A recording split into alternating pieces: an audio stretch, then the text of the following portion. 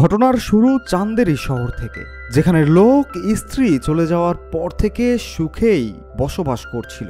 আর ওইদিকে ভিকি, যে শ্রদ্ধাকে ভালোবাসত, সে তার স্মৃতিতেই ডুবে আছে। আর তার দুই বন্ধু তার এই কাজেরই মজা নিতে থাকে। শ্রদ্ধা প্রথম পর্বে যখন ওই স্ত্রীর চুল তার চুলের সাথে জোড়া লাগিয়েছিল, সেদিন থেকে তাকে আর কোনোদিন কোথাও দেখা যায়নি। এজন্য ভিকি এর বন্ধুরা বিশ্বাস করে শ্রদ্ধাও কোনো ডাইনি অথবা ভূত ছিল। এবার একদিন ডাক বিভাগ থেকে রুদ্রর বাসায় এক চিঠি আসে।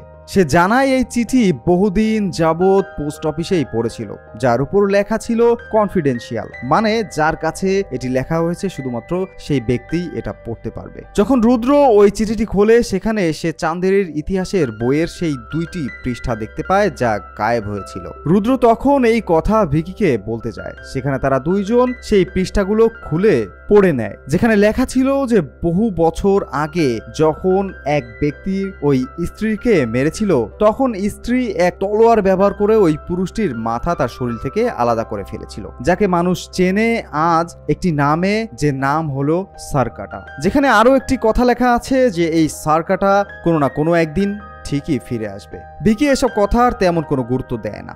এত সবের মাঝে বিট্টুর এক গার্লফ্রেন্ড হয়েছে, যার নাম চিট্টি। চিট্টি রাতে ঘুমাতে পারে না, তাই বিট্টু তাকে প্রতি রাতেই লড়ি শোনাতে তার বাসায় যায়। এমনই একদিন যখন বিট্টু চিট্টিকে লড়ি শুনিয়ে ফেরত আসছিল, তখন চিট্টি তার বাসায় কারো একটি চিৎকার শুনতে পায়। তখন সে উঠে গিয়ে দেখতে যায় যে এই চিৎকার কোথা থেকে আসছে। সে কাউকে সেখানে দেখতে পায় না। অতঃপর সে তার বেডেই শুয়ে পড়ে, কিন্তু তখনই সে তার বালিশের পাশে এক কাটা মাথা দেখতে পায়, যে কাটা মাথা তার চুল ধরে টেনে তার সাথেই নিয়ে যেতে থাকে। বিট্টু তার চিৎকার শুনে যখন সেখানে গিয়ে পৌঁছায়, এতক্ষণে সেই সারকাটা ও চিট্টি গায়েব হয়ে গিয়েছে। পরের দিন চান্দেরির সব লোক খুব ভয় পেয়ে যায়। ভিকি ও রুদ্র কথা বলতে থাকে যে তারা ওই বইয়ের যে লেখা দেখেছিল যে সারকাটা ফিরে আসবে, তার মানে সত্যি সত্যি সেই সারকাটা হয়তো ফিরে এসেছে। এখন বিট্টু ভিকিকে বলে যেভাবেই হোক সে যেন তার গার্লফ্রেন্ডকে ফেরত নিয়ে আসে। এখন ভিকি ও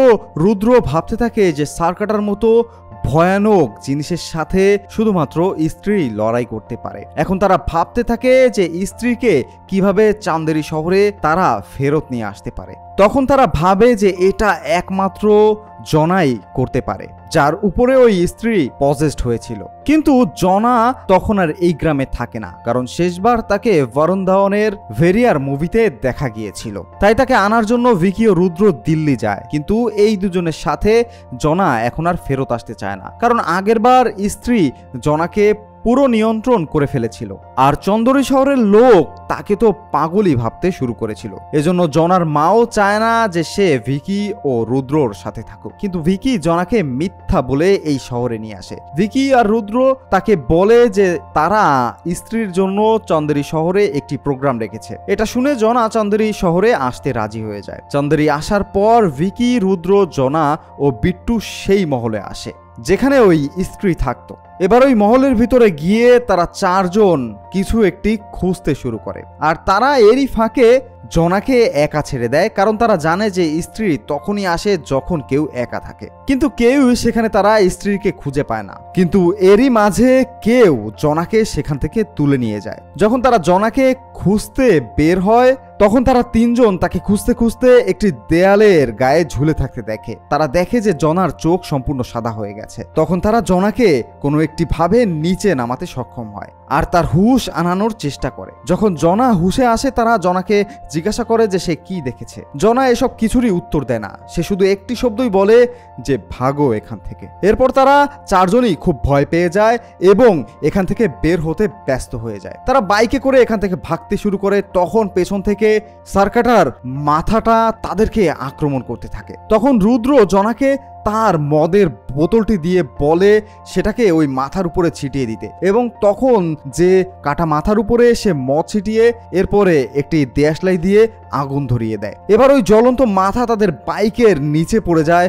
এরপর কোনো রকম ওই চারজন সেখান থেকে পালাতে সক্ষম হয়। এরপর তারা চারজন কোনো একটি ভাবে ওই গ্রামে এসে পৌঁছায়, কিন্তু তখনও তারা ভাবতে থাকে যে সারকাটা হয়তো তাদের পিছু করছে। ফলে তারা চারজন একটি জায়গায় সেখানে লুকিয়ে পড়ে এবং উকি দিয়ে দেখার চেষ্টা করে যে বাইরে বাইরে কিছু আছে কিনা, এবং তারা দেখতে পায় প্রথম এই সার্কাটার সম্পূর্ণ বডিকে। ঠিক তখন সেখানে শ্রদ্ধা নামের সেই মেয়েটি চলে আসে, যে তার চুল দিয়ে সার্কাটার সাথে লড়াই করতে শুরু করে, কিন্তু সার্কাটা খুব বেশি শক্তিশালী হওয়ায় সে তাকেও হারিয়ে দেয়।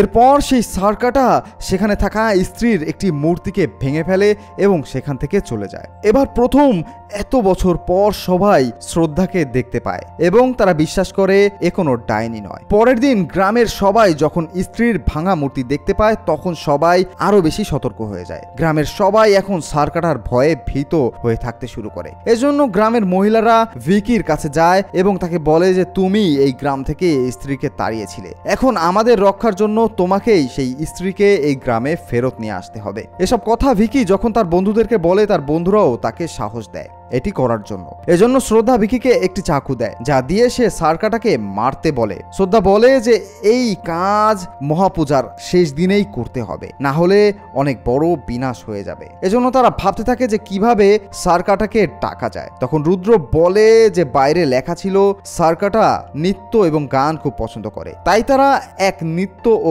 গানের একটি প্রোগ্রাম করে। আর ওই আয়োজনের শেষে সেখানে সার্কাটা চলে আসে। সবাই প্রস্তুত থাকলেও তারা সার্কাটার কিছুই করতে পারে না। অন্যদিকে সার্কাটা সামা নামের ওই ড্যান্সারকে সেখান থেকে তুলে নিয়ে যায়। যেহেতু গ্রামের সব পুরুষ সেখানে ছিল, তাই সার্কাটা তাদেরকে বশ করে ফেলে। শুধু ভিকি ও তার বন্ধুরাই সেখান থেকে বেঁচে যায়, কারণ তারা সেখান থেকে দূরে অবস্থান করছিল। এখন এখানে কেউই বুঝতে পারছে না যে সার্কাটাকে কিভাবে হারানো যায়, আর ওই মেয়েদেরকেই বা কিভাবে বাঁচানো যায় যাদেরকে সার্কাটা তুলে নিয়ে গেছে। এখন তারা ভাবতে থাকে যে তাদের কাছে যে চিঠি পাঠানো হয়েছিল তা কোথা থেকে এসেছিল বা কে পাঠিয়েছিল। তারা জানতে পারে যে সেটা ভূপালের কোনো পাগলাখানা থেকে এসেছে। এজন্য ভিকি, রুদ্র ও জনা সেখানে যায়। বহু পাগলের মধ্যে তারা সেই পাগলকে খুঁজে পায় যে তাদেরকে সেই চিঠিটি পাঠিয়েছিল। আর এখানেই ভিকি সেই পাগলকে বলে যে আপনি তো বলেছিলেন যে সার্কাটা আসবে, কিন্তু কিভাবে তাকে মারা যায় সে সম্পর্কে আপনি কিছুই বলেননি।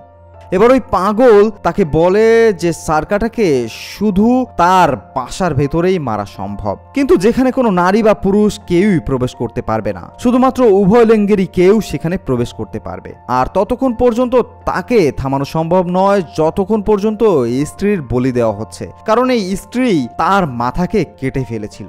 ভিকি এসব কথা গিয়ে শ্রদ্ধাকে বলে। শ্রদ্ধা সবই বুঝে যায়। সে তাকে একটি খঞ্জার দিয়ে বলে যে তুমি এটি নিয়ে প্রস্তুত থাকবে, আর পরের বার সোজা এটিকে সার্কাটার মাথায় আঘাত করবে।